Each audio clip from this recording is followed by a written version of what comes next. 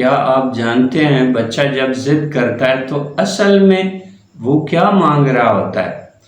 ماں کی منتیں، باپ کی ڈانٹ، یہ سب بچے کو کیوں اچھے لگتے ہیں؟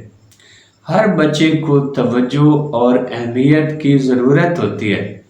چھوٹے چھوٹے ضدی رویے، کھانا نہ کھانا، ضد کرنا، ماں کے پیچھے بھاگنا، یہ سب اصل میں توجہ کا تقاضا ہے۔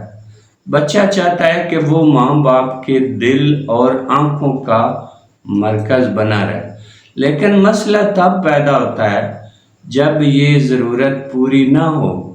ایسے بچے ڈانٹ ڈپٹ کو بھی اپنی کامیابی سمجھ لیتے ہیں کہ چلو کوئی تو ہے جو میری وجہ سے پریشان ہے، اور جب یہ خلاف برقرار رہتا ہے تو بچے الٹے راستے پر نکل پڑتے ہیں۔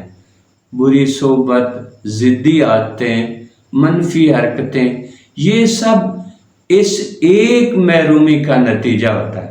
یاد رکھیں، بچوں کو توجہ اور اہمیت دینا صرف پیار نہیں بلکہ ان کی شخصیت کی بنیاد ہے۔